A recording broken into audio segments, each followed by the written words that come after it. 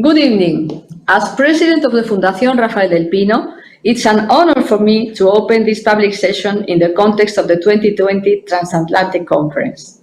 First of all, I want to send a warm greeting to all of you who are following us online from various different countries. Thank you for your interest and for joining us today. Unfortunately, this year, I cannot say hello to you in person. The lack of a face-to-face audience does not diminish the interest nor the relevance of this conference. In any case, I want to emphasize that despite this virtual format, the spirit and significance of the Transatlantic Conference remain intact, vibrant, strong, and enduring. Indeed, today, as in the past, we are fortunate to have a significant, accomplished group of participants, all of them experts and leaders in their respective areas. We understand that transatlantic relations are not at their best. For that reason alone, we were determined to host the conference precisely in these challenging times. It justifies that we meet to work and think together. We are united by our will to have a rational and enlightened analysis and to make a collective effort to hold conversations that lead to solutions to current challenges. These efforts have benefits for all citizens on both sides of the Atlantic. The transatlantic consensus has contributed to the world reaching unprecedented levels of prosperity. I want to share with you all that since its origin, the Fundación Rafael del Pino has always been committed with the defense of freedom and democracy. With our participation in the Transatlantic Conference 2020, we want to contribute to the strengthening of transatlantic dialogue, to the defense of free market, to ensure security, and to the protection of democracy. Additionally, to encourage and develop a global political agenda that aims at ensuring our future in freedom and peace in a context of economic growth that benefits all citizens. In these times when the history of Spain has been unfairly misinterpreted, we should remember that Spain has been a leading player in transatlantic ties. Therefore, it should not be surprising that Spain continues to be a strong defender of Western values with an open and globally shared approach. I would like to acknowledge the role of the organizing academic institutions of this conference, the Belfer Center for Science and International Affairs at the Harvard Kennedy School, and the IE School of Global and Political Affairs of the IE University. In collaboration with the Fundación Rafael del Pino, they have made this meeting possible. We have been delighted to be part of the planning and organizing team. Special thanks in this point to Nick Burns and Susana Malcorra, who are next to speak this evening. The group of experts in the closed session yesterday have proven through their efforts that indeed this conference has value and is important. I am convinced that today your contributions, supported by your experience and knowledge, will allow for a better understanding of the future of transatlantic relations. Thank you again so much for your participation. A special thanks to the Minister of Foreign Affairs of the Spanish government, Mrs. Arantxa González Laya, and to the NATO Deputy Secretary General, Mr. Joanna, for participating. And very, very special thanks to Mrs. Madeleine Albright, former Secretary of State of the US, for making the effort of being with us today. I wish you are all well. I believe that your work will produce satisfying and excellent results. Thank you and have a great time in this summer evening. Good afternoon, good evening, good morning. Good to see you, Nick, on the screen. Here we are together, starting our open event around the Transatlantic Conference, which has an incredible theme, very, very much attuned to the date. It's redefining inclusive transatlantic security in the COVID era. And what Maria just said is clearly what guides us in our conversation. So, Nick, if you want to say a few words before I introduce the minister. Well, Susana, thank you so much. You've been such a good friend and partner in this entire process. And the first thing I want to do is to thank you. Thank the IE, the IE, your faculty, your staff, and I certainly want to thank you for your personal leadership. I also want to thank our good friend, our common friend, Maria Del Pino, and the Rafael Del Pino Foundation, which has been a good partner between our two universities and bringing us together. We hope on an annual basis, both in Madrid as well as at Harvard on our campus in Cambridge, Massachusetts. Susanna, I'd just say one word, because I'm anxious to hear the minister. I think the transatlantic relationship is in crisis. I don't think any of us on this call today, this video platform today, have seen a time when we've had so many differences across the Atlantic on elementary issues like NATO, defining the US-EU relationship as one of competition and not cooperation, fundamental differences on climate change on both sides of the Atlantic. So we certainly need this conference. And the governments and the peoples of Europe and Canada and the United States need to repair and renew and renovate the relationship. And in this sense, I just wanted to say to all the Europeans listening and watching, there is another America beyond Donald Trump's America. There's an America that sees Europe as our lead trade partner, our leading investor in our economy, and our leading ally. Not just our leading ally in NATO, and Europe certainly is, but leading ally in human rights, on the kind of democratic world that we want to live in. And I say that because that America that believes in alliance with Europe is the majority of the American public, the vast majority, and the vast majority of our leaders in both the Democratic and Republican parties. And it's certainly the view of the Vice President Biden, who's running on the Democratic nomination for president. I wanted to say that in advance to the Europeans listening, and I'm honored, Susanna, that you've been able to succeed in bringing us a great figure on the stage in Europe, the Foreign Minister of Spain, Arantxa González Laya. So thank you so much. And you paved the way for me to introduce Minister González.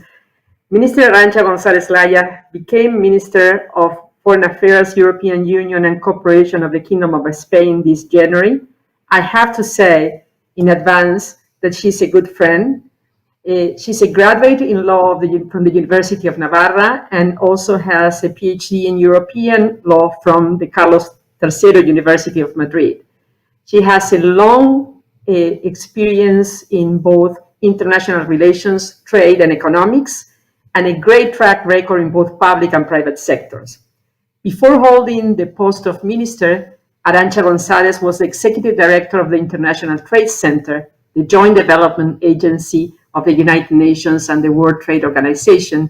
And there we were closely working together as real partners. Before that, she was the chief of staff of Pascal Lamy, the then Director General of the World Trade Organization, and represented the organization and Lamy as his Sherpa in the G20. She also held, prior to that, several European Commission posts negotiating trade agreements and being very supportive of developing countries in their efforts to promote trade and development. She also has a private sector experience. So Arantxa, if I may use her first name, brings to this conversation a very, very broad experience, but also a perspective not only from Spain, from Europe, but also from the multilateral world. Mr. González, the floor is yours. Well, thank you very, very much, Susanna, Nick, Maria. It's really great to have the opportunity to be on the stage for this unusual transatlantic conference at a time which is also very unusual. It's a time when we've been hit very hard by an external force that has obliged us to look at what wasn't working in our world before, but more importantly, how can we use this terrible event that is COVID to rebuild our world, to address the fractures that predate COVID, and to do this in a cooperative manner. Obviously, in this cooperative endeavor, the transatlantic relation is essential.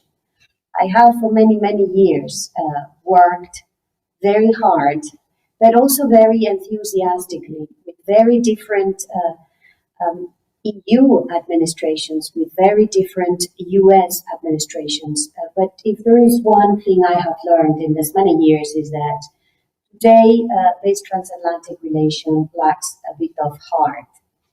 The heart is not beating, or at least is not beating as strongly as it should, in order for the transatlantic relation to be a force for good. So what I'd like to do this afternoon is give you a bit of a sense of the fractures that predate COVID, that are part of the world we live in, how COVID has changed the landscape, how we're trying to address it in Europe, and then to look at what the European Union, Europe, and the United States could do together to reshape this new world.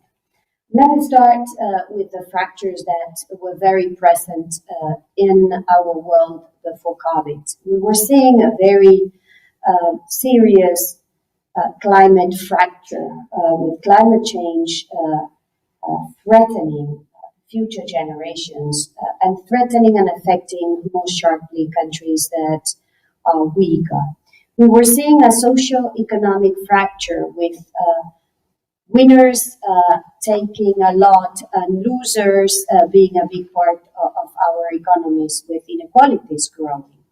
We were seeing a fracture in technology, in access to the means or the big driver of globalization in the 21st century, which is technology.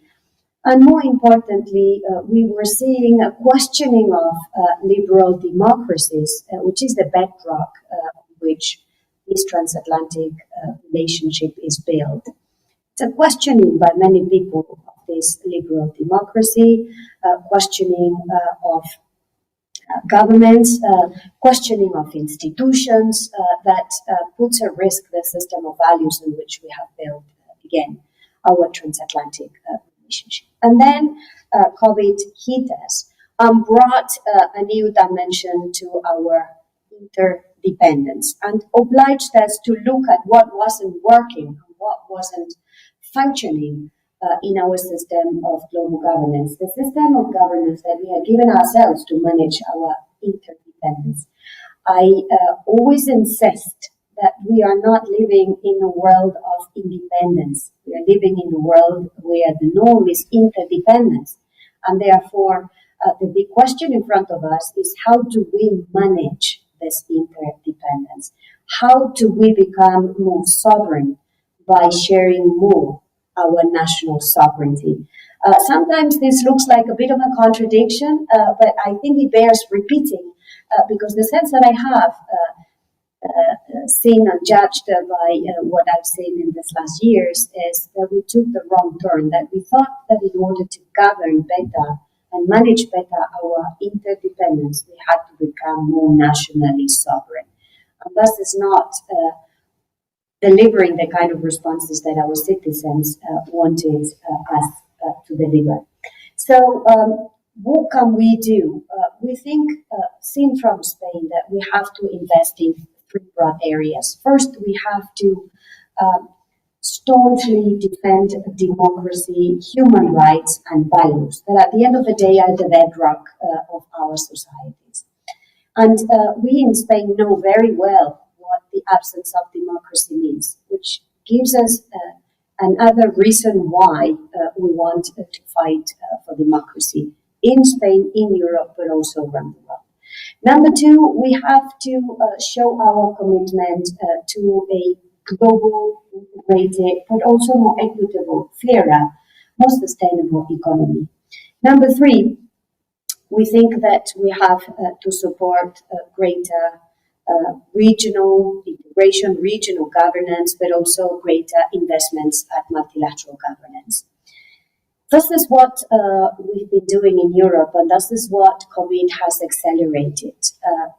COVID brought a bit of a cacophony to Europe at the beginning of this pandemic. We thought that this was a health crisis, and health is a national competence. But we very quickly realized that the pandemic was questioning three major ingredients of our European project. It was threatening the free movement of goods. At the beginning of the crisis, countries started hoarding products. a bit like what we're seeing today with some other countries trying to hoard medicines. We quickly realized this was not going to work, that we had to go back to ensuring a possibility for goods to circulate freely within the EU. Number two, we quickly realized that the pandemic was questioning free movement of people, Schengen Agreement. This incredible force for getting people in Europe closer to each other, but also for ensuring the connection of Europe to the rest of the world. And we only now have realized what erecting borders again means for this free circulation. The third thing we learned is that there was a threat to the internal market, this common market, this common economy that represents the internal market. This is why what we've tried to do all through this past 3 months is work on providing responses. Responses to the health crisis by getting Europeans better prepared, preparedness, resilience, an item that will remain very high on our agenda. We used to think that resilience was only about the financial sector and maybe a bit on the security and defense side. We've now realized that resilience has to be the norm in our economies.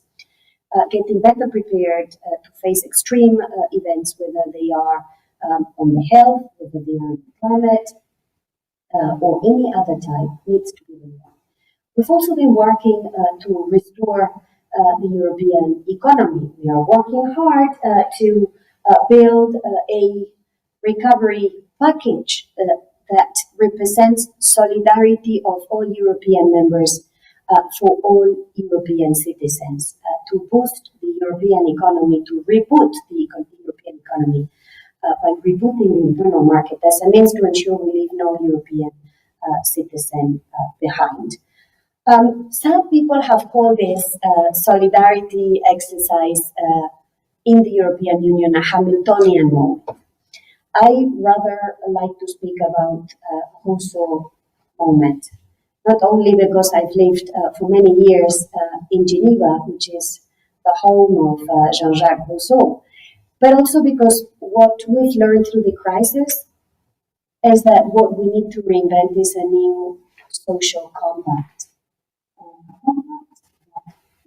To ensure that fractures in our society are cured, leaving no citizen behind.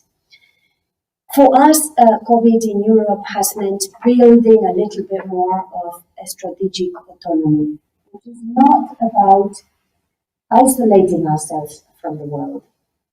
It means building a more confident Europe to be a more confident actor in a world that has become more geopolitically fractured.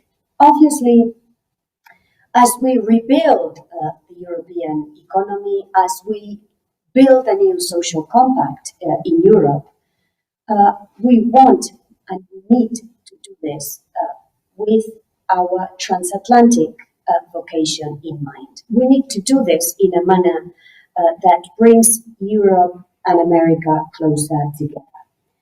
And we need to do this because the COVID has told us that the interdependence in our world has become even more exacerbated with COVID.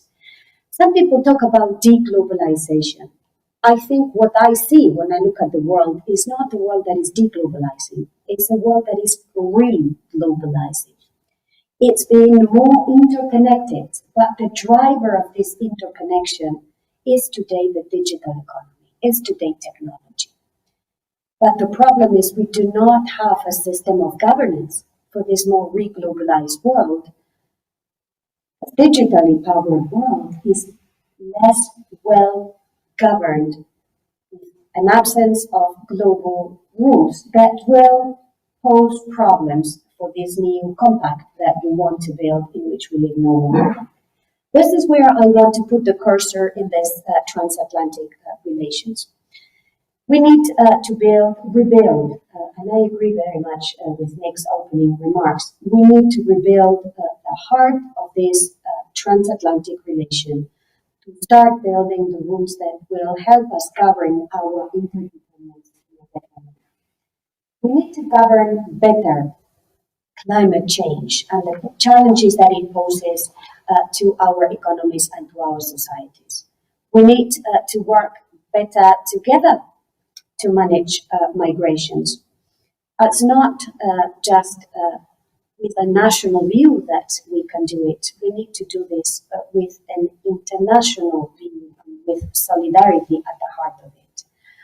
We need to redefine the global economy. And for all of this and much more is where we need, again, this transatlantic partnership. The partnership should focus on three areas. Number one, we need the partnership between Europe and America to help us exit the crisis.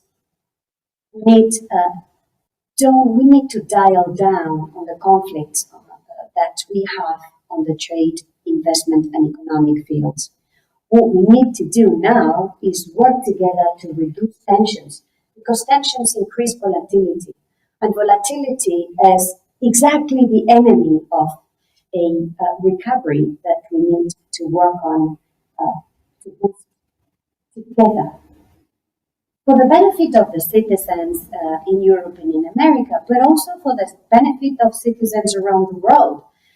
The two large economies in the world that are the US and the EU need to find a way to address the different trade sides, and we read this on the newspapers every day, on the technology front, on the taxation front, and we need to do this again because we need to be responsible to reboot the economy for ourselves, but also for the rest of the world. And here I'm thinking of many economies in Latin America, in Africa, in America, in Asia that are suffering the impact of the COVID pandemic and have less fiscal space and less means to confront the recovery. Second, we need obviously to deal with a number of pre-existing conflicts that have only aggravated with COVID, whether it's Syria, whether it's Libya, whether it's the Israeli-Palestinian conflict in the Middle East, whether it's violation of human rights, but also whether it's addressing inequalities within our own economies, or whether it's collaborating Europe and America with the Latin American economies, not on the Latin American economies, and not competing against each other for influence in Latin America, but working together, Latin America, United States, and Europe, to boost our relation, to maximize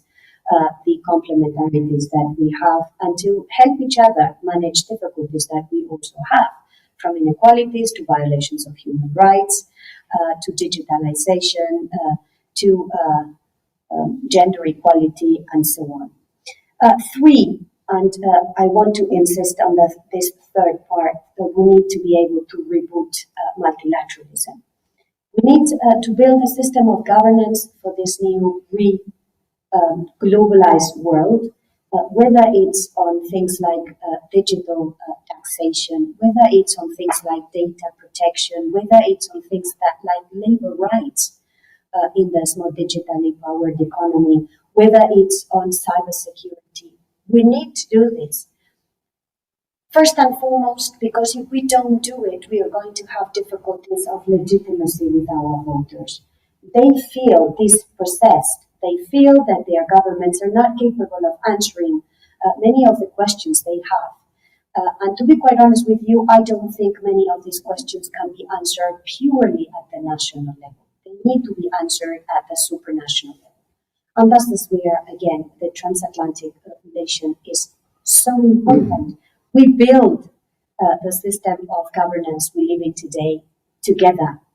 After the Second World War, we now have another opportunity to build a system of governance for this re-globalized world.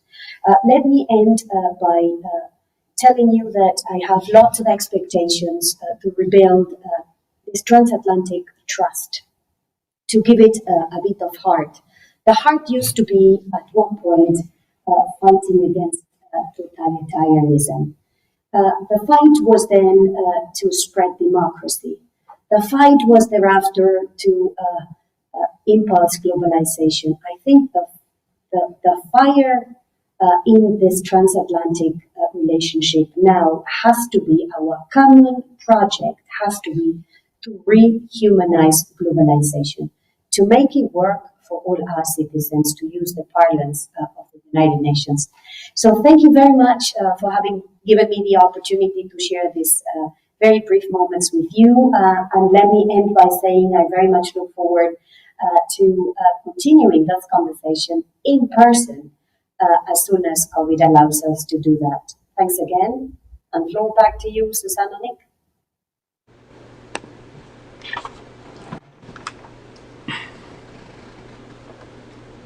Well, Minister, thank you. I think we're waiting for Susanna to appear alongside me for this conversation, but I think we had agreed that I would ask you the first question, so I will ask you the first question. Let me thank you for your remarks. Delivered, by the way, in absolutely flawless English, and I must excuse the lack of flawless Spanish from my part. I apologize for that. I think you've given us hope. You've certainly given me hope in the way that you've framed these three challenges, and I agree with you on all of them. We've got to be working together on COVID-19 and the global economy. We have to work together on the pre-existing disagreements like Israel-Palestine, and let's hope there is no announcement on annexation this week or next out of the Israeli government. And we have to build a system of governance. So I agree with you on everything. I wanted to ask you a question about an issue that we haven't had time for yet. That's China. Both of us, Europe and the United States, Spain and the United States, we want a productive relationship with China. We want to engage and trade with China. We want peace with China. And yet, I think it's been difficult to build a European-American consensus on how to approach China. It seems to me that we have the same problems on trade, and that with China, if the EU and US would combine forces in the WTO to remind China of its obligations, that would be a powerful thing to do. We don't always speak with the same voice or the same decibel level, if you will, on human rights, where you've seen, and I credit the Trump administration, I support what the Trump administration has done in speaking out against the violation of the democratic rights of the people of Hong Kong, against what's happening to the Uyghur population in Xinjiang province, and certainly against Chinese aggression towards India and towards its neighbors in the South China Sea. So we seem to have a different way of looking at that, Europe and the United States. And we have a difference on Huawei and 5G. And my question to you is, will there be a common European position that might emerge on China that would work well either with President Trump in his second term if he's elected, or with Vice President Biden if he's elected? Thank you, Nick. And it's true that this is a question that consumes many people on both sides of the Atlantic. I'd like to define a relationship with China using three words. One is strategic, two is systemic, and three is rival. Let me briefly explain what they mean to me. When we speak of strategic, it means that we need to invest in a relationship with China like China invests in a relationship with us, with a long-term view, with a long-term perspective, with identifying what are the long-term forces, not just what are the short-term political imperatives. This is how they look at us, and this is how they relate to Europe or to America. We need to be able to take this longer-term view and build strategic engagement with China and relations with China that builds this longer-term ingredient into it. Because if not, we are caught in our shorter-term political cycles, sometimes not even a legislature. Second is systemic. Systemic to me speaks of issues where we have to be able to engage positively with China, because without China's participation, we cannot address some of these systemic issues. We will not be able to decarbonize our economies if we do not engage China into this effort. We will not be able to preserve biodiversity if we do not engage China into this effort. We will not be able to ensure the stability of the world financial system if we do not engage China in this conversation. So there are many areas where we need to have a positive agenda, and we have to define this openly. We've got to define this clearly through dialogue, which is how you define a positive agenda. And then we have the third word that is difficult. It's called rivalry, and it speaks of areas where we compete. And not only do we compete on economic terms, we also compete on values and on visions of society. And on this one, I think, at least from where I sit, it would be very important to ensure a level playing field, whether it's on the economic side or whether it's on the value side.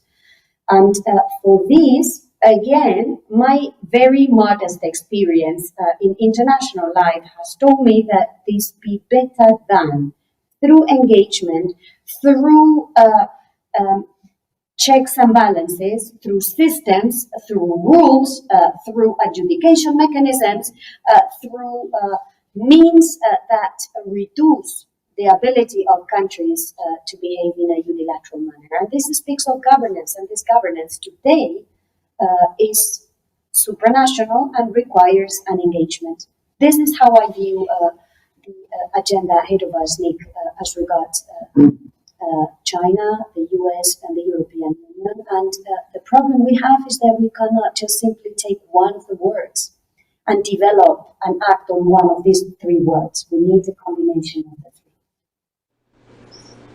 Thank you very, very much. I think Susanna is going to appear momentarily to ask you a second question, if I'm not mistaken. Let's hope. That is exactly how it was planned, Nick, and it's working. So technology is working and is helping us be connected. Minister, you introduced some very interesting words. You talk about reglobalization, which is a bit against what we hear these days, and it means a lot. It means not only a new way of globalizing, it also means that that nationalism, building barriers, is not the way to go. And the 21st century challenges that you mentioned are all essentially all global. You spoke about a new social compact and the need to have the peoples at the center and to really think about a new human perspective to the economy and to what we do when we rebuild what we have to rebuild. And you spoke about values and trust. And I have a question coming from the audience, which comes very pertinent to what you laid out as the ground rules. And the question says, to what extent are the current institutional arrangements in need of reform vis-a-vis all this new landscape? And also, to what extent are barriers to cooperation due to political leaders, not so much due to institutions? This is it's a question that is very close to my heart. Why do I say this? Because I have lived in a number of these institutions in the past. I've lived in a European institution called European Commission. I've lived in a multilateral institution called World Trade Organization. I've lived, like you, Susanna, in another one called United Nations. And what I have learned is that institutions are very much the sum of the investment that the shareholders want to put in these institutions. If the shareholders put a lot of means, political attention, financial attention, if they put a lot, they get a lot. And they get a lot because in this re-globalized world, we have seen why a purely national response will not be enough to protect our citizens. Citizens want protection everywhere around the world. The big question out there is, what's the best means to protect citizens? So in my experience, and it's becoming more and more so the case, a big part of this protection will come from international cooperation. And international cooperation is not international organizations. That's the place. International cooperation will come from the investments that governments will put in this international organization. We are living through an incredible moment in Europe because we are today deciding whether or not we make a huge investment in these European institutions to protect our citizens. And I think we are understanding that today, for the European institutions to help protect the European citizens, there has to be a big investment by the stakeholders. But at the same time, if I change from Brussels to Geneva, I move to the World Trade Organization, we are seeing very little investment from some of the major shareholders of this organization. As a result of which, the organization cannot protect traders as much as it could and it should if the shareholders were ready to invest in these organizations. So this is why I think what we need to understand today is protecting today means investing more in multilateral regional governance systems. You give a bit of sovereignty and you gain incredible sovereignty in protecting your citizens. Some of these organizations need serious reforms. Some issues don't have international organizations to deal with, to deliver and develop the governance. That's the challenge we have ahead of us, and this is where the transatlantic partnership and cooperation will be essential to protect our citizens. This is where we have a big investment to make. Minister, we're hitting pretty much the end of the time that we have asked you and you so generously gave us, but maybe as a last question, also coming from the audience, and related to the need to have this strength in the transatlantic partnership, how do you rebuild the trust that you made reference to between the two sides of this, I would say, North Atlantic part of the transatlantic, because you then need to bring the rest, coming from the rest, but at least to build that trust between the two key players in this transatlantic relationship? How do you go about that? I think it's not enough to say that you trust. I think you need to do in order to demonstrate that you trust. So we have ahead of us the incredible challenge of demonstrating in concrete terms. It need not be big, it can start small, but demonstrate with action, with clear steps to be taken, to demonstrate that we start rebuilding the trust that we lack today. And we have ample points on our common agenda, whether it's again on the trade side, whether it's on the digital side, whether it's on the foreign policy, whether it's on NATO and defense and security, whether it's on commitment to work to bring stability to other parts of the world. Trust needs to be incarnated in concrete and concrete steps in the next few months. Minister Gonzalez, I think we have really appreciated your time and dedication, your message, which is a perfect way to lead into the next panel we are having. So feel free to stay, but I know that you have plenty of things on your agenda. We thank you again, and with this, we let you go, and Nick will be coming back to introduce the panel. Thanks again, Madam Minister. Thank you so much. Thank you, team. Bye. Minister, thank you very much. You were very kind to give us your time today. We know you're busy. We know that you're a great and positive force in the relationship between Spain and the United States and Europe and the United States. We're going to introduce former Secretary of State Madeleine Albright and the Deputy Secretary General of NATO, Melchior Joanna, in just a moment. But Susanna and I are both going to take just a couple of minutes to try to frame this conference. And I'll be brief, and I'll turn it over to the better person here, and that's Susanna.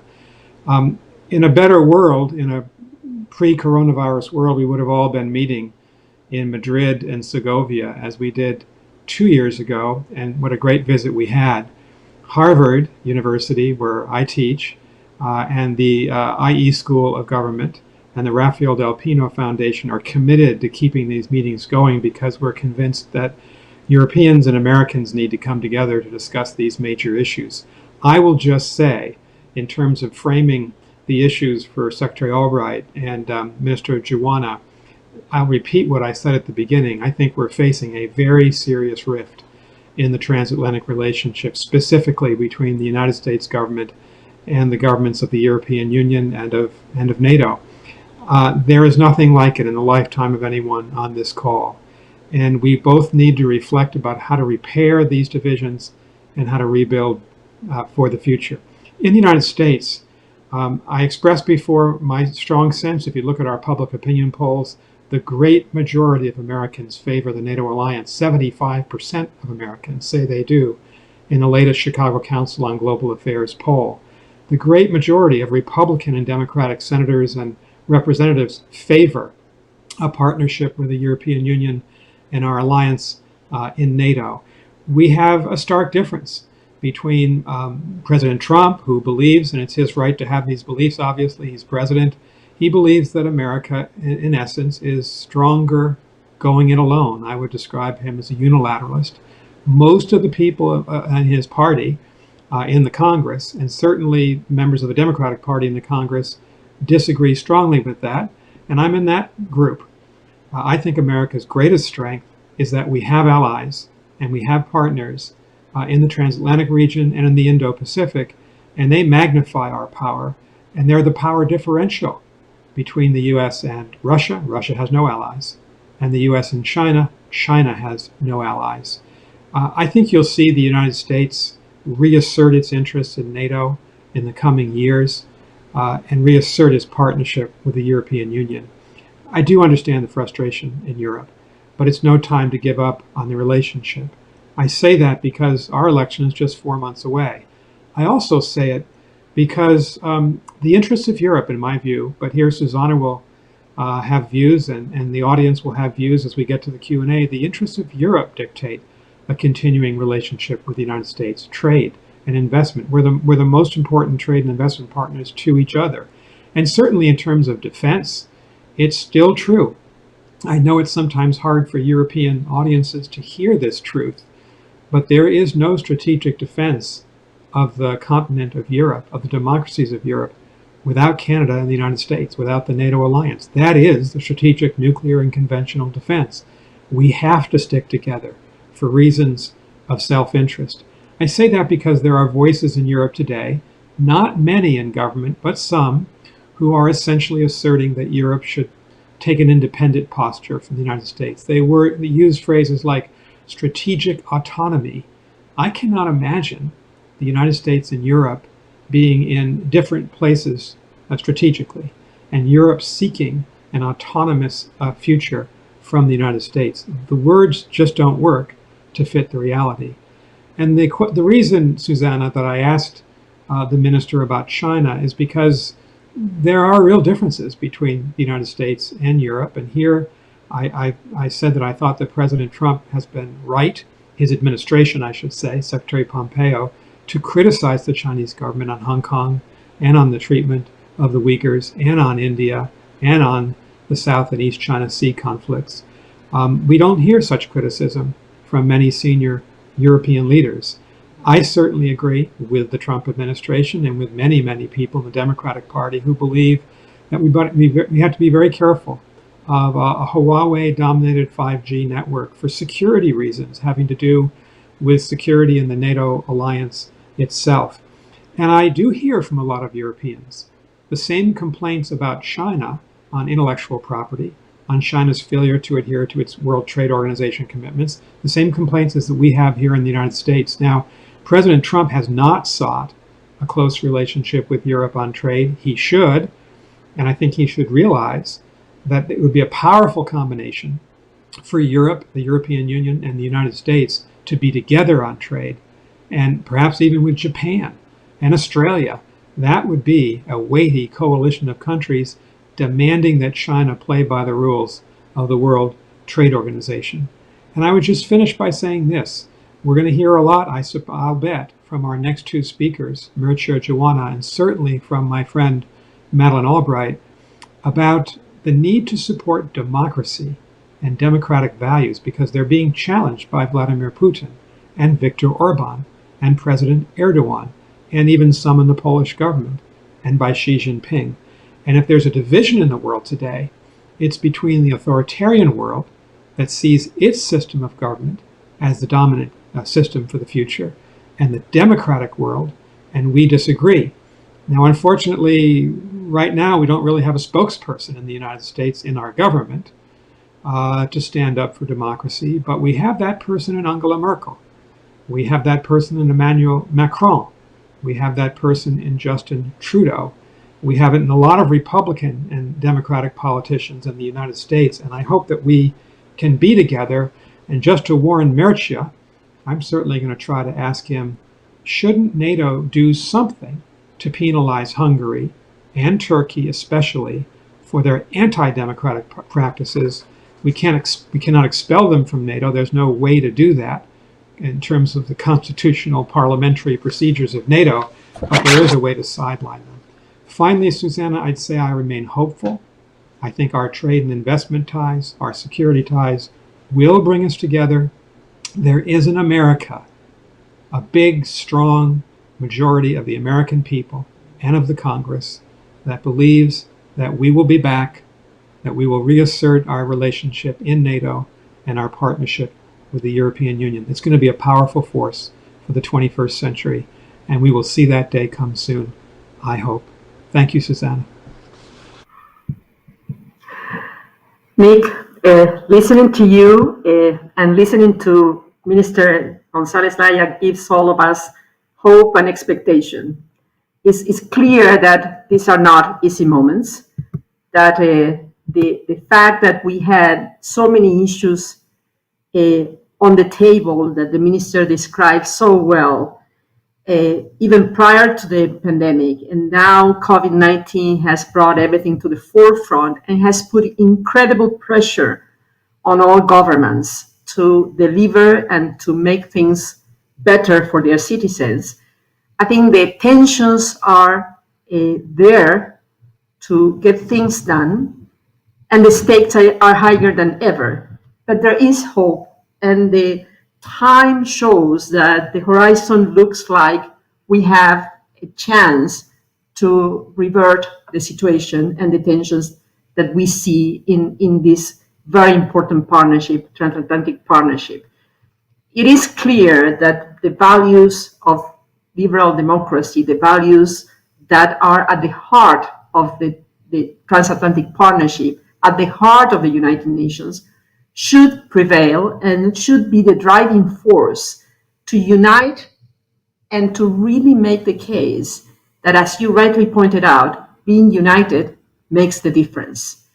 The alternative is there. I have written recently a piece saying that we face a fork in the road that either builds on those values and clearly builds new, resets, because many of the things we have done need to be not repaired, need to be rethought.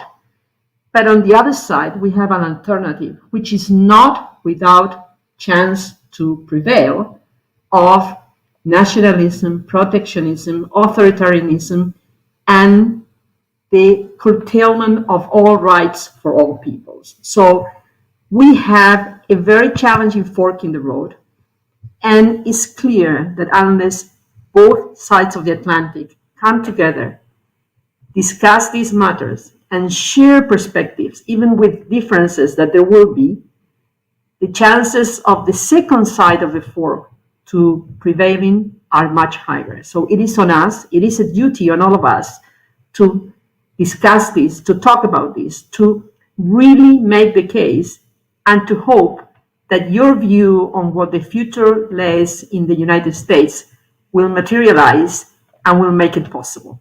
So without any more time taken from our panel, let's go back to you, Nick, and the introduction. Thank you. Thank you so much, Susanna. And there they are. Welcome, Madam Secretary, Madeleine Albright. Welcome, Mircea Joanna. It's so great to have you both with us. Thank you for taking the time. It's my job to introduce you both, and then we'll get started with a discussion. I want to say to this audience, one of the people I learn from the most in government and admire most is Madeleine Albright. I had the great pleasure to work with her, for her, I should say, as her spokesperson, then as her ambassador to Greece. I interviewed Madeleine just a couple of nights ago for the Aspen Ideas Festival, and it was remarkable just to listen to her and to reflect on her life. A lot of you know her biography. Her family were victims of both Hitler and Stalin. She remembers the Blitz in London as she lived there with her mother and father and siblings during the Second World War. Like so many other great Americans, a refugee to our shores, and yet she and her family made a great life. And she became one of the leading voices in our society for democracy and human rights. She served, as she will tell you, in the 1980s on a series of losing Democratic political campaigns. But then, because of her support for Bill Clinton and because of her brilliance as an American foreign policy strategist, became, I think, one of our most distinguished ambassadors to the United Nations. And then as Secretary of State, was the biggest voice in America at the end of the Cold War for a vision of a democratic, peaceful Europe. And in her second act, as she describes it, and if you'd like to read her book, Hell and Other Destinations, I would encourage you to. I just interviewed her on that book. She's such a remarkable person. She's built a major consulting firm. She has led, 10 or 15 important American and international efforts to try to think through the future of NATO or the future of democracy in the world. She's the author of many books, and she is a big voice for democracy and human rights in the world and in our society, and a big believer in NATO. So we welcome Secretary Madeleine Albright to this stage, and we welcome her friend and fellow former Foreign Minister Mircea Joana. Mircea is someone that we've known for a long time, and we've so much admired the way that Mircea led as Foreign Minister of Romania at a really difficult time. I remember 9/11 in Iraq and Afghanistan, a voice for a reason, a voice for human rights. And again, like Madeleine, a protean person. He's the founder of Aspen, Romania. He's the founder of the Harvard Club of Romania, presidential candidate in Romania, and now serving as the Deputy Secretary General of NATO, which is the bedrock institution of the Transatlantic Alliance. And so welcome to both of you. We're looking forward to a good discussion. Susanna, would you like to ask the first question? Well, I think the first question, and this again is critical, and we spoke about this with the minister, will be how can we rebuild trust, the trust that we have lost, and repair a broken US-Europe relationship? And maybe Madeleine, this is for you to start. Well, first of all, thank you so much for the opportunity to be a part of this discussion with three very good friends and colleagues, and so for a very important subject. I am concerned very much about the lack of trust at the moment that has been created by the relationships between the Euro-Atlantic partners. And I think that it's not a surprise to anybody that I am obviously supporting Vice President Biden, who is somebody that has a great deal of experience in foreign affairs, having been a senator who chaired the Foreign Relations Committee for a long time, very, very interested in Europe, frankly. We did a lot of things together, and then as vice president. So he is somebody that is dedicated to the idea of restoring trust. That is something that he has spoken about, and the importance of the relationship. But I think it's going to take real action, which is to be able to have honest discussions about what the relationship really is and where it has to go. I think, as Nick described it, I'm a European. I was born in Europe, and it's just that I happen to have been raised in the United States, which always allows me to say what I think about the relationship. And it's been, speaking as a mother, I have said initially after World War II, the Europeans were sick and were willing to take any kind of medicine that is there from us. Then the Europeans became teenagers and wanted to know where's our allowance. And the bottom line is now we have to develop an adult relationship, which we have not really done. And that requires honesty about what the issues really are. What is it that we disagree about? What will have us be able to renew that trust? And I think that means talking about what our domestic issues are, how they affect foreign policy. And as Nick raised earlier, why do we see things so differently with China, for instance? Or why do we actually see differences in the way that we're looking at Russia? And it doesn't take, we're all diplomats, frankly, and we know how diplomatic conversations often go. But the bottom line, I used to say, I have come a long way, so I must be frank.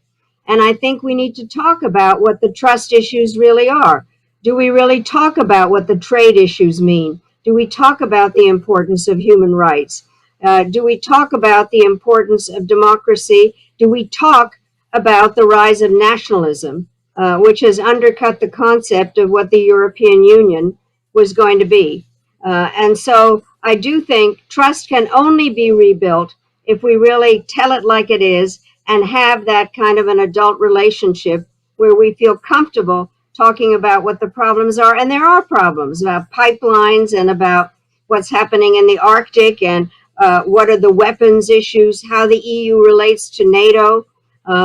Very complicated and Turkey is the issue in many ways. It's a member of NATO, but not of the EU. And so there are any number of issues that make it complicated, and how we act out of area in terms of, the Israel-Palestinian relationship. So we have to put a lot of issues on the table and talk about them honestly.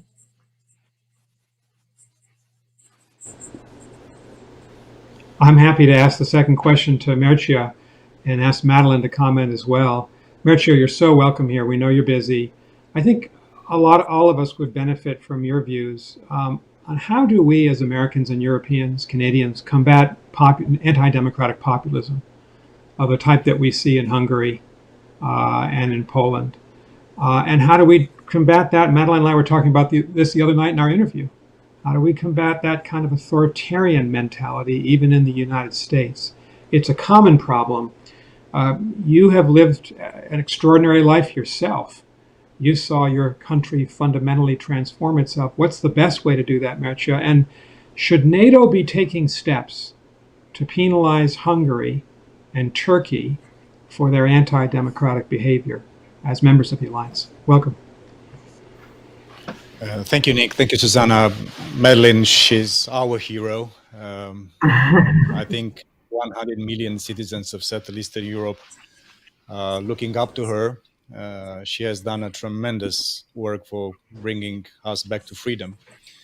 And I vividly remember the moment when Madeleine, together with Borislav Geremek, I believe, you established the Community of Democracy some years ago. And I'm happy to see that my country, Romania, is currently holding the chair of this already international organization. I'm also happy that last week, I think, we participated in different panels into the Alliance of Democracies Summit in Copenhagen. And I do believe that this is the values part is, for me, and I think for us, is the fundamental issue. Because if we are not getting out of this fantastic transformation that the COVID only accelerated with a common understanding of who we are, and which is the foundation of our own societal model, it'll be very difficult for us to be convincing the rest of the world that it's worth following our path. Also, a small word of appreciation for what Minister Gonzalez had just said. It was an impressive performance, a vision, very solid, very articulated. And we are looking forward as NATO to go and be together with our Spanish friends and allies in 2022, when we'll be celebrating together 40 years since Spain has joined this very alliance. So I believe we are in this issue. Before coming back to the specific answer that Nick asked, let me say just one thing. During this pandemic, all of us, individual nations, and organizations and citizens, individual people, we are all in the process of learning the lessons of this pandemic.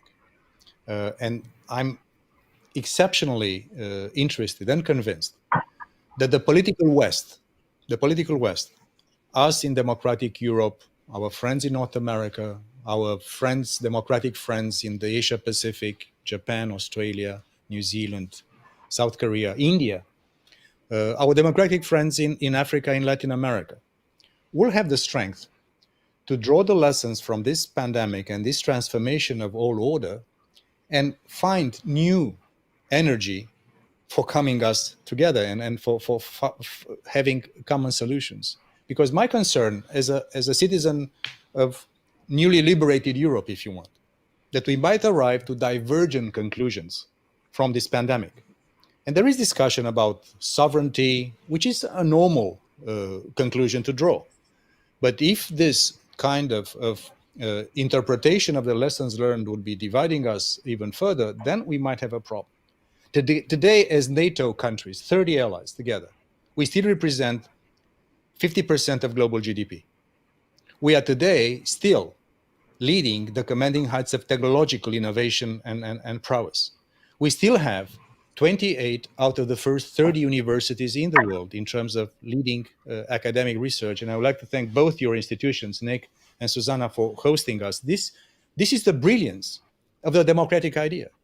And that's why the Washington Treaty that both Madeleine and Nick, know it so well. Madeleine has been leading for us the revision of the strategic concept a decade ago. Nick and also Doug Lute, you wrote a wonderful piece of advice to us at our 70th anniversary last year. So I come back to this fundamental glue of ours, also the trust issue. This is about our values. And sometimes we don't see eye to eye. We don't have, like European Union has some specific instruments to measure or to eventually correct some things. But I strongly believe that in the end, we'll come out of this together. And I think that the idea that either America or Europe, we can really be able to compete alone in this very complicated transformation time for the world is just totally unrealistic. Together, we can continue to be strong. Together, we have to be part of this. And the Transatlantic Alliance and the bond is one of the pillars of global governance. There's no way in which we can do things selectively if these two sides of the same coin, NATO, European Union, and also the non-EU members of the European family. With the departure of the UK, 80% of total defense spending in the alliance is done by non-EU nations. So when we speak about keeping us together, it's also a matter of realism and pragmatism. But I come back to the values issues, and this is something that really drives me in life. I lived half of my life in the dark, open jail of communism. And for me and for us, I think, staying true to our democratic values, building this alliance for the next decades and centuries, if we can, on the same shared values of liberal democracy, of rule of law, of respect for our citizens, and fighting other models of organization of societies that are based on dictatorship and authoritarian approaches is something that will make us stronger. And I think this is the fundamental objective for us. And this will also be addressing this issue. And last word, we had in London last December, after a very turbulent political moment, a moment when the leaders of the alliance came together, and I think we did well. Burden sharing is much better. And as we are preparing for the next either summit or leaders meeting in 2021, and this is up to the American people to decide whomever they want in the White House, will be very important for us to prepare intellectually, to prepare politically, to prepare practically, which will be the agenda of the NATO leaders sometime next year. And how can we make sure that this indispensable transatlantic league, not only for our interests, but for the sake of the world, of the free world, will be strengthened and will be able to move forward for the next period of time. Mircea, and how about Hungary and Turkey and Poland? what should NATO and what should the EU do about anti-democratic governments within a democratic alliance like NATO? Listen, we are not in the business of giving scores and marks to allies. You know this organization, you served it here. It's an organization of equals. And sometimes there are issues that are of concern. Some issues are more political, others are more strategic. Others are some issues that we all know about. But again, the difference between NATO and European Union has in its treaties, in its functioning mechanism, some instruments of correction or some instruments of activation of instruments of correction that were initiated for some of the countries that you have mentioned that are members of the EU. But of course, I come back to the fundamental values. If there is something that will keep this alliance together, and if we want to be strong, all of us, from Turkey and Poland all the way to North America, we have to stick to our values. There's no other way than staying true to what we mean. And the Washington Treaty is our constitution. And there it says very clearly which are the values we should all abide to. We're not in the business of giving marks or punishing or correcting allies. This is not the work we are doing. But I think all of us need to make the case of liberal democracies, of rule of law, and respect the fundamental rights of our citizens. That's the essence of who we are. In the Harvard report that Ambassador Lute and I issued a year ago, we recommended that the Allied governments penalize Hungary, Poland, and Turkey, suspend common defense infrastructure support for the three countries, and sideline them on certain discussions. That was our view. Susanna. Can I? Of course, you may. Please. Well, I just kind of wanted to add to some of the things Mircea said. I do think that we have to remember that NATO is an alliance of democracies. And by the way, I think you've noticed I'm no longer a diplomat. And I was in Prague to celebrate the 20th anniversary of the accession of the Czechs, the Poles, and the Hungarians. And I made very clear that democracy was one of the issues that they had to think about, that it wasn't just a military alliance, but an alliance of democracies. And I would hope that NATO would do more in terms of out of Brussels thinking about how that particular job of NATO is fulfilled, that it really is kept track of more than it has been. So, and I've been saying the following thing, that institutions and people in their 70s need a little refurbishing. And that is true of NATO at 70th anniversary.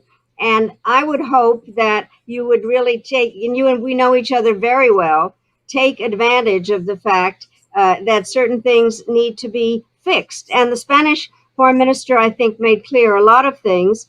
And those of us from the outside would be happy to kibitz on it. I did do something for the 60th anniversary of NATO. And the thing that was interesting was that NATO had more partners than members. And that there are a lot of outside groups and people and countries that are prepared to be helpful. Sorry. Thank you, Madeleine. I will just, like in tennis, take and make a volley out of your remarks that I fully share. We have also embarked on a process of seeing which will be the future of this alliance. And both Secretary General Stoltenberg, that had a very interesting, and I recommend that speech he had a few days ago on NATO 2030, when he basically says three things that I believe are the essential strands of work for us. How to remain strong militarily, because without being strong and be able to defend and deter, we'll have a difficulty. Secondly, what you have said in these remarks and also in the foreign ministers of Spain remarks, how can we become stronger politically? And thirdly, how can we go more global, not in terms of geography, but in terms of the topics that are part of the rule-based order? And I think NATO is a fundamental thing to do. I'm also happy that we have this group of personalities co-led by Wes Mitchell and Thomas de Maizière, the reflection process, is not identical to what Madeleine has led a decade ago on the review of the strategic concept of NATO, but is part of what the Secretary General will present to the leaders meeting or to the summit of NATO sometime next year. So all the input, all the support, all the voices, all the energy, all the creativity that we can get from the ecosystem of our community of democracies is more than welcome, and we count on you, as always, in very important moments of transformation of the world and also the transformation of the political West. And we have to stick together. Mircea, maybe I'll come back to you now and ask you a question regarding Russia and Russia's influence in Eastern Europe. And do you believe that NATO will remain together in its perspective of Russia and Russia's influence in the East, or there will be a possibility, given the actions taken by President Putin, of an opening there and a breakdown of the unity? Thank you for the question. And we just had a meeting of the defense ministers of NATO just, I think, 10 days ago. And by the way, speaking of global engagement, we had for the first time the defense minister of Australia joining us. We had Josep Borrell, who, by the way, had a very strong statement on Hong Kong, Nick, yesterday, speaking of the top European Union leadership. Also, we had, like always, the defense ministers of Sweden and Finland, who are very close non-NATO European partners of ours. And there was a big conversation on the Russia's military buildup. So going beyond the illegal annexation of Crimea and the illegal occupation of eastern Ukraine and the usage of their military buildup to project power into the Mediterranean, Russia is building an arsenal of high-end military capabilities. That's a reality. And this is not anything that NATO is not supposed to be doing. We are a defensive alliance, and we are looking into this. For the first time in one generation or more, NATO has decided to embark on a comprehensive 360 degrees analysis of our defense and deterrence that will be leading to real conclusions. We have to respond, not in a symmetrical way, to the Russian threat. And by the way, this is not a threat only to the eastern flank of NATO. This is a threat to all of us, including to our allies and partners outside of the Euro-Atlantic area. That's a fact. And the fact that Russia prefers to use this kind of let's say, aggressive military buildup instead of using what we have decided together in the NATO-Russia Act, this dual-track approach. We have been offering Russia to come back to the NATO-Russia Council for, I offered this, I think, I don't know how many months ago. They prefer, with the illusion that if they don't engage on the conversation with NATO, they will eventually encourage some form of disunity inside the alliance. My answer is a flat no way, because things are so obvious. And the way in which Russia has been behaving aggressively, not only against its neighbors, but also in terms of threats to our common security, make us very united. If allied nations bilaterally are engaging Russia on a specific topic, that's fine. We heard there was in Vienna just the other week a strategic dialogue between the US and Russia on nuclear cooperation and the future of the New START treaty. I think the US is right. Nick was referring to some statements of this administration in the US, that also China has to be encouraged to join a conversation about architecture of arms control, because also China is also developing high-end missile and hypersonic instruments. So to answer, Susanna, your question, the Russians might be thinking that if they procrastinate in engaging constructively with us, they will cede some form of disunity fertilizers inside the alliance. The answer is flat no. We are seeing eye to eye on this one. We only hope that Russia will understand that we are not their enemy, that a constructive relationship with Europe and with NATO is in their interest. as long as they behave as they do, that's a difficult proposition to make to this alliance. Thank you very much. Madeleine, I wanted to address a question to you, a subject you're very familiar with, and that's Vladimir Putin and Russia. The Russian people essentially voted for Putin to be president for life, at least well into his 80s, just this week. Are we going to be in containment mode, containing Russian power in Eastern Europe for the next 10 to 15 years? And then a second question for you, Madeleine, because we also talked about this the other night. How do you explain President Trump's attitudes towards Putin? He never criticizes them, always lets him off the hook, never delivers a tough message. I don't know anyone in the Congress who agrees with what the president's doing. How do you understand that? Well, I don't understand it. I think there's an awful lot of speculation about it. It is a way that it looks as though Trump is doing everything he possibly can to be supportive of Putin, and always thinking that he's right versus our own intelligence community or whatever. And I do think he admires leaders that have authoritarian tendencies, that are willing to go above the law and be lifetime presidents. And he has found support within that kind of a construct. I have no idea, frankly. I'm very troubled because I think that in so many ways, Trump is actually being very helpful to the Russians in undermining the alliance, frankly, and in many ways trying to separate us from our allies by the kinds of actions that he has supported and the way that he has questioned issues. I actually was going to, this is probably something I shouldn't say or do, but I really am concerned about what we have just been reading about what's been happening in Afghanistan with the bounties, and that Putin has been involved somehow in paying some contractors to kill American forces. The operation in Afghanistan is in many ways a NATO operation. There are NATO troops there. What would happen if this was something that was discussed at NATO? There are questions now about how what the reaction is going to be to what has been happening in Afghanistan.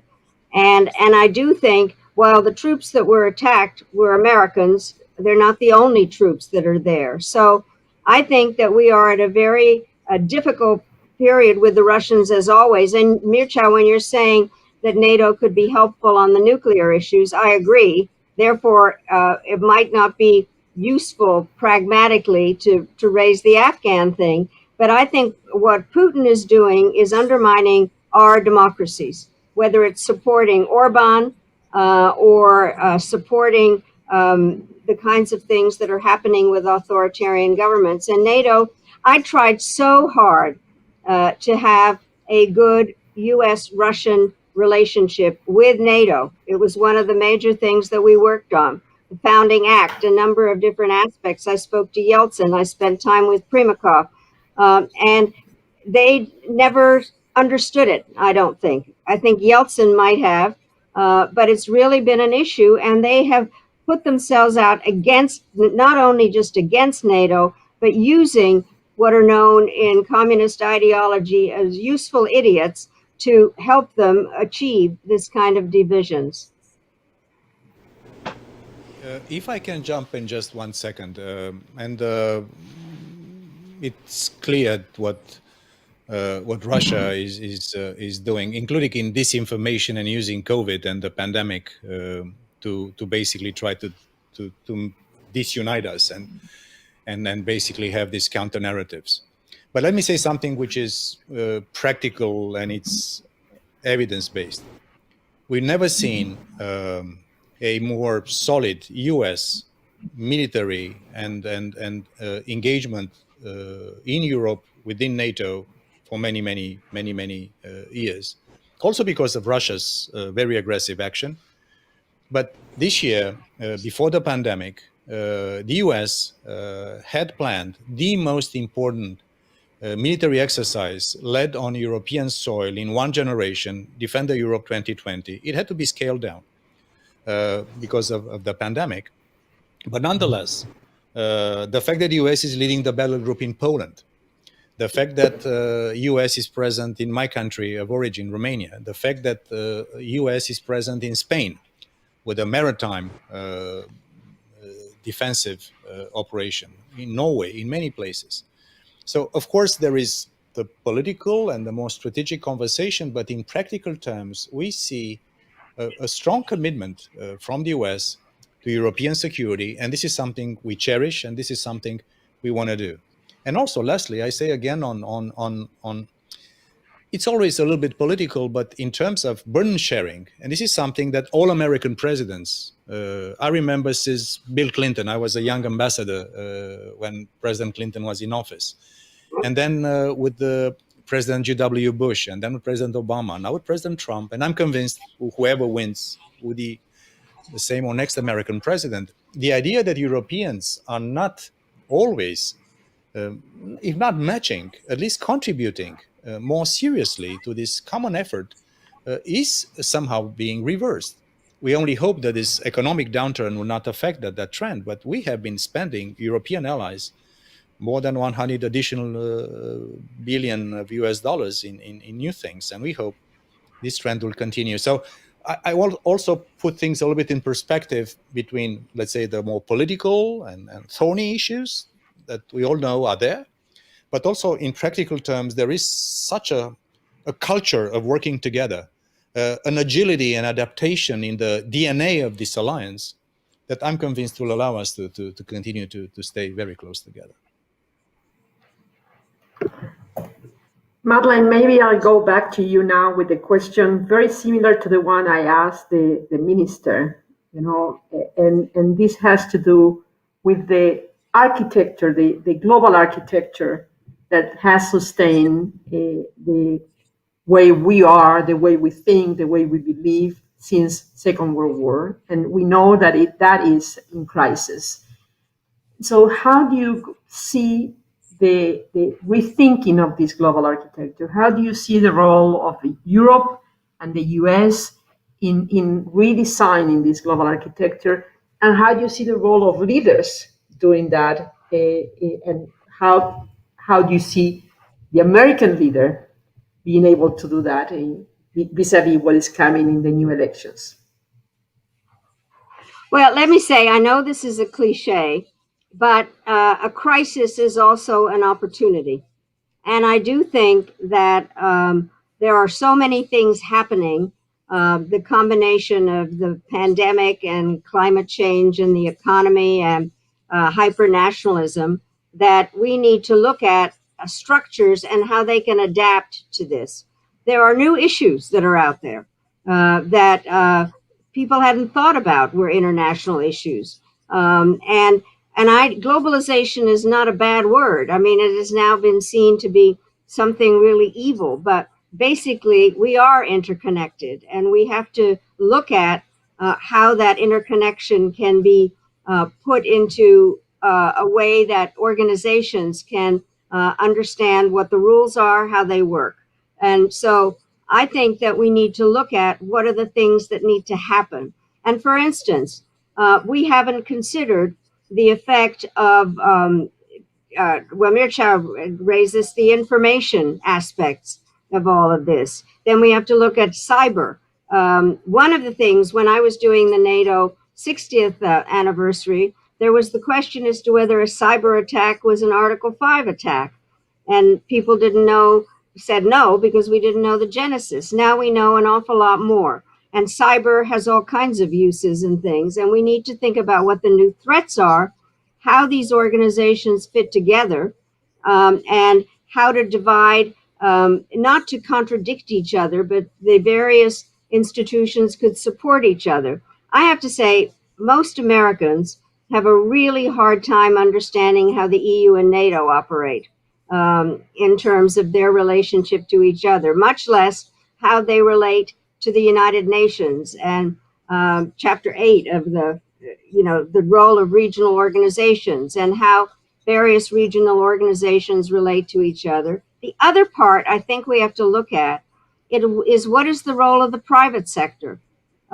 Because all the things that are happening, whether it's science, governments are not capable of doing all the innovations, and how the private sector can be more helpful and be at the table earlier, not to be kind of told at the last minute, you know, we've just solved this problem and we need to have you invest in X. And so I do think it's an opportunity to look at how various institutions work. And what about the ad hoc ones that kind of just happen? I mean, the G20 and the G8 didn't have anything. And then you, Susanna, your creation of all the various groups of women that were all working together to kind of put our language out there and figure out how we can be helpful. And so I do think the role of individuals is important. And I truly do think, not just because I'm sitting here with three friends, but I think personal relationships make a difference because you're able actually to have very hard discussions. Mircea and I have had, he was ambassador and foreign minister, and we've done a lot of things together, the former foreign ministers, and we tell it like it is. And I think that it's very useful. The individuals make a difference. And I think how individuals see information and how individuals have innovative ideas about how to restructure. We cannot be afraid of restructuring. And I do think also we need to bring young people into this and worry about education and how they see the interconnectedness, because it's crazy to say we're not connected. I mean, it's counterintuitive in every way. The only way problems can be solved is by understanding each other. And the truth about a diplomat is it only works if you put yourself into the other country's shoes. That's what this is all about. And that's what we have to do more of. Thank you very much. I want to ask both of you about China, a variation of the same question that I asked the minister. And Mircea first, and Madeleine, Mircea, from a NATO perspective, I know you're talking about China within NATO. We see China building up its presence in the Eastern Mediterranean, in the Horn of Africa. It's certainly a threat to Australia, Japan, the United States, India, the Quad countries in the Indo-Pacific. We're not enemies with China, but we're clearly competitors. Can NATO have a common position, say, on 5G, on not importing Huawei into NATO communications networks? Are you working on that kind of thing? And Madeleine, just your thoughts on how we handle the balance of competition versus cooperation with China. Well, the truth is, Nick, I don't know how many meetings you and I have been in where China has been the main subject, and it has been something very worrisome. Some in terms of the technology. I know when we talked about Huawei and 5G, and you know, what did this mean for Taiwan, and a number of it's a very large subject in so many ways. I do think that China is the country, as the U.S. has been absent in things, China has filled the vacuum. And that has been very worrisome in how, and we talked about the Belt and Road. I've been saying the Chinese must be getting very fat because the belt keeps getting larger and larger. And I think we are suspicious when Europeans are somehow, if I may put it this way, seduced by some of the ideas that the Chinese have in terms of buying ports and doing various intrusions into the European part. I have to say, one of the things that was interesting, when President Obama decided to rebalance to Asia, I got a call from many of my European friends saying, "You've abandoned us. You don't care about us anymore." And I said, you know, you used to be the problem. Now you are part of the solution. And I do think that what was said before is we need to have partnership with Europe in order to deal with China. And one of the acts of statecraft is that you're supposed to be able to find areas where you can cooperate, i.e. on climate change, for instance, and areas where you have to compete. What the Chinese are doing in the South and East China Sea, I think, is very dangerous. And I'm very concerned about accidents and various threats to our friends and allies. I do think we have to speak out about human rights. And the art of statecraft, frankly, is that you have to be able to do both. to find the areas to cooperate and where we must compete. But I would like to re-stress that our partnership with Europe in dealing with China is very important, whether it's on trade issues or on values or just on the ways that we deal with the major new issues that are out there. And I do hope that that's something that we can all concentrate on in the kinds of meetings that we're having and thinking about, because that is an essential relationship.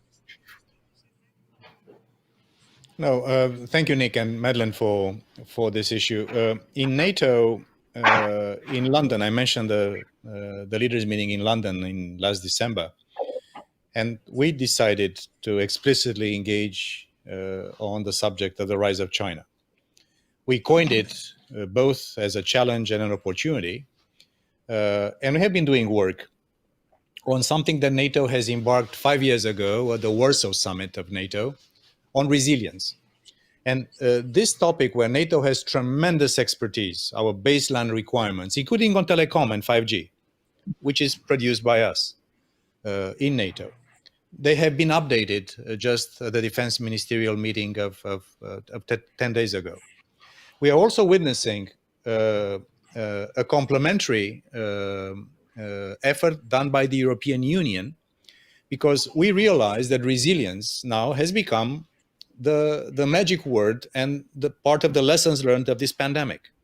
So we see both in the US and in Europe, also in NATO, also European Union, a realization that an overdependence on supply chains, being far too relaxed about our critical infrastructures, about our science, technology, and intellectual property, and allowing countries like China or others going on a buying spree of our most important ingredients for our own success and competitiveness and military power is something that has to be changed.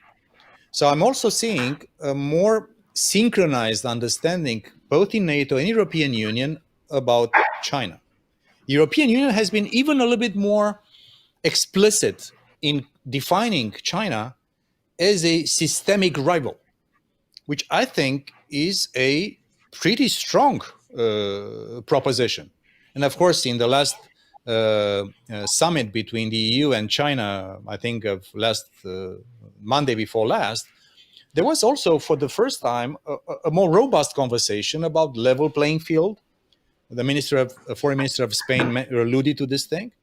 So the art, the leadership, the statecraft that Madeleine is so well versed into, and she always encourages also the generations coming after us to embark on this statecraft, and how to find the right balance between resisting the rise of China when they are dangerous to our interest, and in many ways they are becoming quite assertive, while also keeping on some key common goods for our planet some form of interaction, and also making sure that we also find some common ground on things we can agree upon. We will be doing in the fall also structured NATO-EU conversations about China, about new technologies. And I think the requirements for resilience that NATO is so good at, being also complemented by EU work, could also represent, why not, and with the help of our Australian friends, of our Japanese friends, of many countries in the Indo-Pacific, some form of toolbox that could be, let's say, more homogeneously used by the like-minded democratic nations around the world. That's at least the ambition we have here in NATO. Mircea, you alluded to the burden sharing question, which has been central to the relationship between Europe, European Union, and the US. Do you see a high risk of revisiting on the investment on defense, given the effects of the pandemic and given the effects, the economic and social effects of COVID in Europe? We hope not, and we are not taking this question lightly, because for political leaders, in such difficult moments, it's always a complex thing. I was in politics myself. I know how difficult it is to, and look at the case of Spain. And I'm already thinking of the young generations of Spain hit so badly 1 decade ago, and again hit so cruelly by the pandemic, or the youngsters in Italy or France, or the youngsters of America now with so many difficulties in terms of jobs and unemployment and all these things. So we have to be, in a way, realistic about the pressures that political leaders will be faced with. At the same time, what we make the point, and I think it's true, and I think it makes sense, that the surge of the pandemic and the complications, cascading complications that are coming from this exceptional event, are not making the traditional security problems going away. They only magnify them. This is adding on top of the other things that we have been talking about for so many years: the rise of China, the rise of Russia, the problems that we have in terms of defending ourselves. We are also encouraged by statements which are made by the leaders of the United Kingdom, that they will stick to their defense pledge. I was speaking of the city that Madeleine loves so much, Prague, in a Jagiello conference just the other day, that the Czech Defense Ministry and the Visegrad 4 defense ministries organized together. And the Prime Minister of the Czech Republic said that they are sticking to the 2024 target to getting to 2% of GDP for defense for the Czech Republic. I've seen my country, Romania, reconfirming in our national security strategy the target. Of course, we are sensitive to this topic, but we also try to encourage the realization of our political leaders, of our national parliaments, and the public opinions that are so important, that security comes with a cost, and the world has become even more complicated during and after the pandemic than before. So I think investing wisely, not only the amount of defense spending, but the quality of defense spending. We have seen our military people, our medical doctors, our people in uniform, men and women in uniform, being in the front line of fighting the pandemic. I do believe that there is a case to be made that security is the precondition of development and peace. And having strong security is a precondition for the rebound of our economy, speaking of defense investment and related issues. So we're optimistic that allied nations will stay to the commitments taken in Wales some years ago, and a few of our allies reconfirmed the national targets for sticking to that goal that we all took together some years ago. Susanna, do we have a couple of more minutes? I think we have exactly 2 minutes, and then we start to wrap up. Yes. Then we should give Madeleine and Mircea then just liberty to kind of give us your concluding thoughts about the question that Susanna asked at the beginning: how do we rebuild trust and an effective transatlantic relationship? Your thoughts, both of you, please. Madeleine. To me, yeah. Please, well, I yes. think it's the major thing that has to happen, because there are so many different issues to discuss. And I really obviously hope that there will be a new administration that understands this kind of a relationship, and that there will be the time to really have honest discussions, that we are in a new era, there are new problems, and that we have to obviously have ambassadors to NATO that are dedicated to the concept, but also those that are part of the European Union that have an understanding of the situation and understand that it is very easy to lose trust and not very easy to regain it right away. And I also hope that the United States approaches this issue with humility.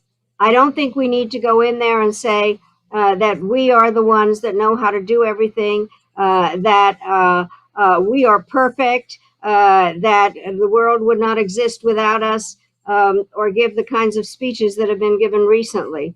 And I think that a combination of understanding the difficulty of regaining trust once lost and the importance of having it, because the kinds of issues that we've talked about today are, part of them are essential and they've been problems before, and we have a whole bunch of new ones. And it's going to be very important for us to be able to work together.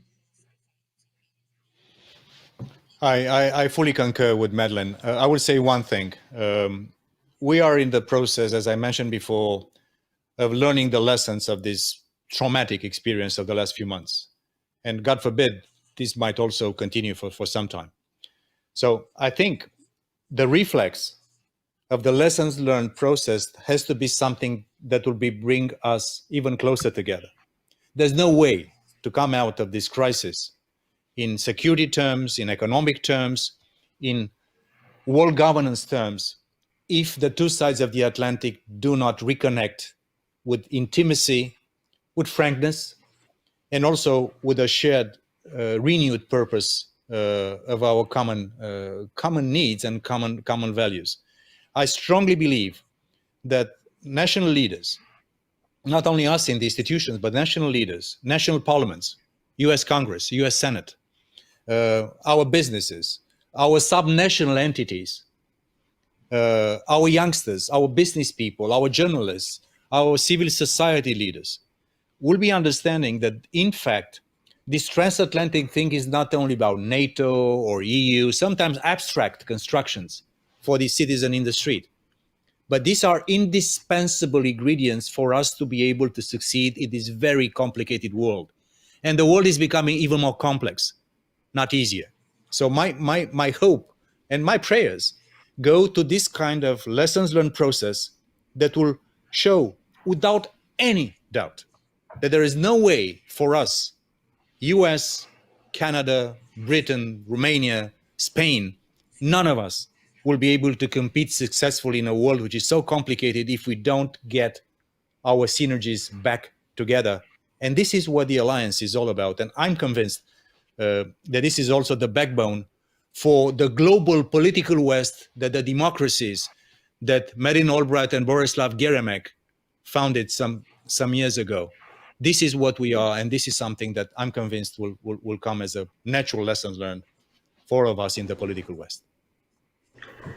Well, now we are hitting the end of our time together. So let me now take the opportunity to thank you both, Madeleine, Mircea. It has been an amazing conversation. I'm sure the audience has enjoyed it. And I think what is most important, it leaves us with hope. In times where hope is not prevailing, it leaves us with the hope that, yes, we have an opportunity. But you just said something, Mircea, that I believe is critical and it's very important for us, responsible people, to convey that. We need to translate what these institutions represent to the common citizen. We need to find ways to explain in simple terms what it means. We need to find ways to use our Twitter accounts to convey simple messages on complex issues like these institutions handle. So thank you both for taking the time, for your generosity, and for the candidness of your responses. Thanks a lot, and Nick. I would just thank my friends Madeleine and Mircea as well. Thank you for being with us. I think what you're able to do is point us forward. We know that we can't go back to a mythical past. We can't reconstruct the world of 2012 or 2016. But we can build a future, and I think in both Mircea and your answers, and you're in the job right now, and we appreciate everything you're doing as Deputy Secretary General, and Madeleine, in your answers, you've given us a lot to think about how we build that relationship forward. It's going to be based on democratic values and the shared interests across the Atlantic Ocean, and we have a lot of confidence, at least here in the United States, that we can rebuild with a renewed American commitment in 2021, we hope, towards that future. So thank you both for being here. Susanna, you have been a marvelous colleague with which to plan this conference, and thank you so much for your wisdom and experience. And I think we should thank our hosts and our supporters, the Rafael Del Pino Foundation, Maria Del Pino, Vicente Montes. Very grateful to them. Very grateful to Waya and Catherine, who organized the conference. They deserve a lot of credit. And thank you, Susanna, personally. Thank you all. And the only thing I hope to see is you all next year here in Madrid. That's my commitment. It's a deal. It's a deal, and let's make sure that we make good out of that deal. Thanks everybody, thanks to the audience, and we look forward to having an event like this presential next year in Madrid. Thank you very much. Thank Thanks, you Madeleine. for inviting us. Thank you all. Thank you. Bye. Thank you. Okay.